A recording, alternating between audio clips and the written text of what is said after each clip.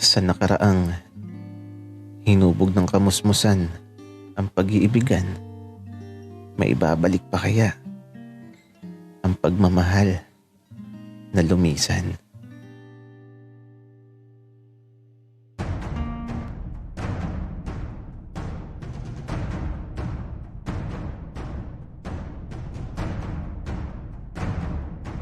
Kaibigan, huwag mong kalimutan mag-subscribe sa aming channel at huwag din kalimutan i-click ang notification bell at subscribe button. Subscribe na!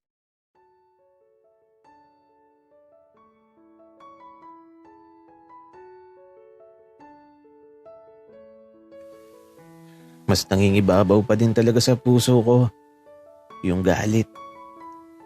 Lalo na nung sabihin niyang di ko na siya makikita paggaling ni Roberto. Okay lang. Alam ko naman na ganun lang talaga ulit ang mangyayari. Kaya mas okay na yung ganito. Huwag na lang kaming magbate. Iiwanan niya lang din naman ulit ako.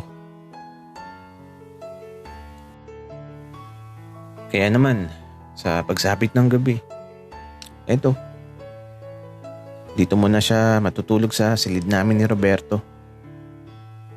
Hindi naman kami magkatabi. Naglagay ako ng unan sa gitna. Para hindi siya madikit sa akin. Si Roberto naman, nasa tabi ni nanay.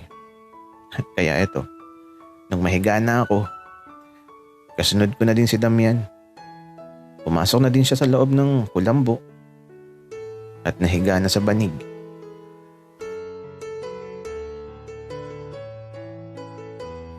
Sagani,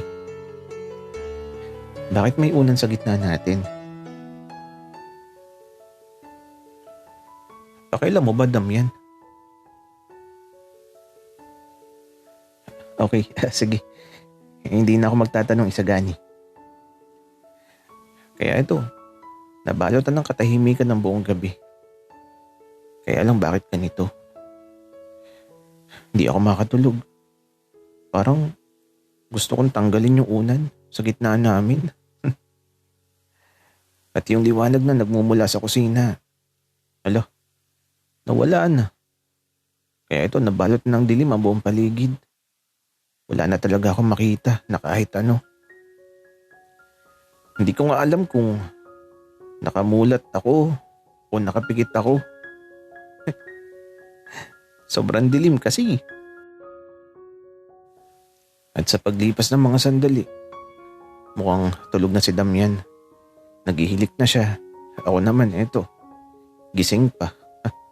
Pero medyo inaantok na din talaga ako. Sa sandaling to, di ko na namalayan na nakatulog na ako. Lumipas ang buong gabi at sa pagmulat ko ng mga mata ko, andito pa din sa tabi ko yung una na nilagay ko sa gitna namin ni Damian. Kaya lang, nasaan si Damian? Wala na kasi siya sa tabi ko. Kaya ito, bumangon ako at lumabas ka agad sa silid ko. Kuya Sagani, tanghali na. Bakit ngayon ka lang nagising? Bunso, si Damian, nakita mo ba? Ala, Kuya Sagani, umalis na. Medyo magaling na daw kasi ako. Tsaka, hayaan mo nang umalis, kuya. Galit ka naman sa kanya, di ba? Dahil sa sinabi ni Bunso, parang nalungkot ako bigla. Hindi pa lang nagpaalam bago umalis.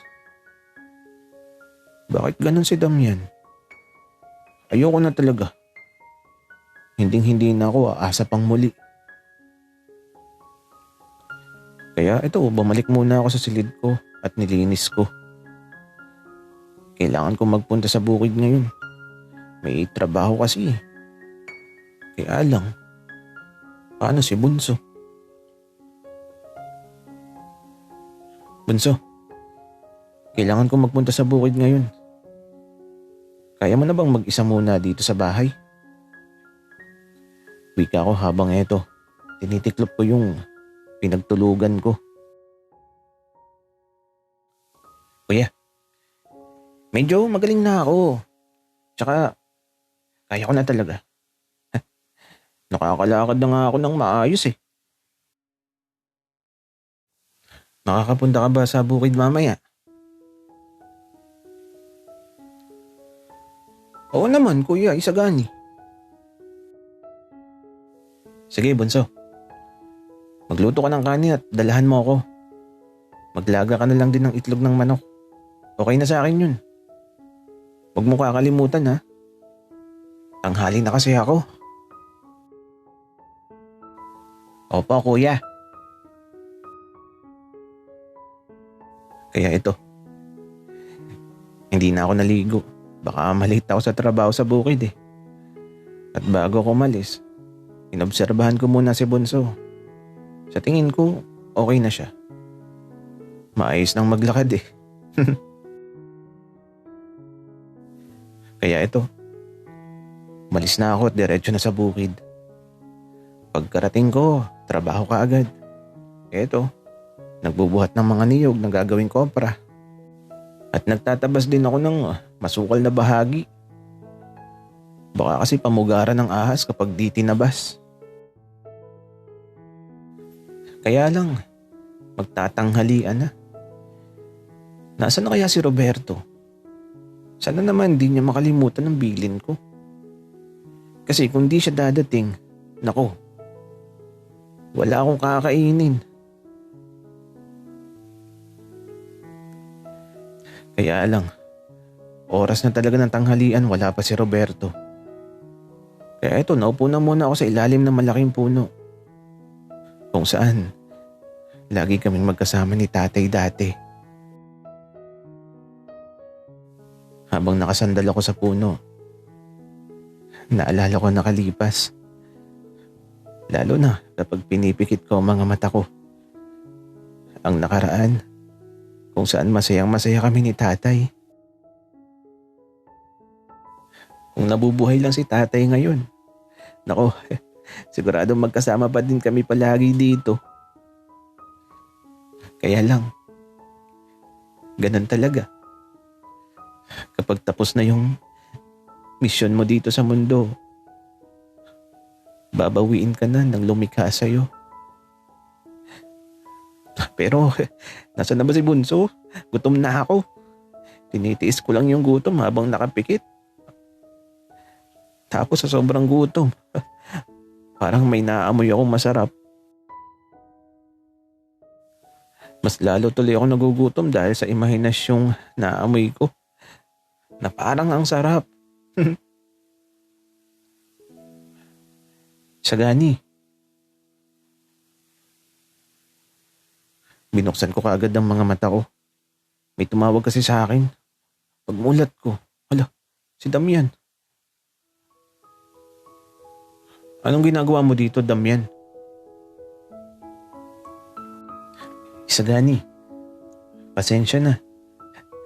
Naligaw ako eh. May dala akong pagkain. Ako ang nagluto nito. Sabi kasi ni Roberto, ako na daw yung magdala ng pagkain sa'yo. Hindi ko tuloy alam ang sasabihin ko. Nagugutom na kasi talaga ako. Tapos eto, inilapag na ni Damian yung pagkain sa harapan ko. At sa mga pagkain dala niya, parang ibinabalik ako sa nakaraan. Kasi ganito yung mga kinakain namin dati. Sagani, kain na. Ako nagluto niyan. Sige, kakain ako. Pero di ako naniniwala na ikaw nagluto nito. Bakit naman ni Sagani? Wala lang. Tsaka parang di naman masarap. Sagani, ako nagluto niyan. At kapag di masarap, di hindi. Kaya ito nung tikman ko na. Hala, ang sarap. Pero di ko dapat ipahalata na nasasarapan ako. Sagani, masarap ba? Ewan ko, Damian. Parang hindi masarap. Tsatsagain ko na lang. Kasi gutom talaga ako. Sagani, ang arte mo. Masarap naman di ka nagsasabi ng totoo. Oo na, masarap. Pero bakit di mo ako ginising nung umalis ka kanina? Sagani, pasensya na.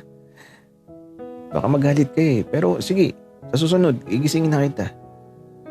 Tsaka Isagani, okay na ba tayo? Hindi ka na ba galit? Ewan ko. Hindi ko alam. Ay nako. Galit pa ba ako? O nag-iinarati na lang ako?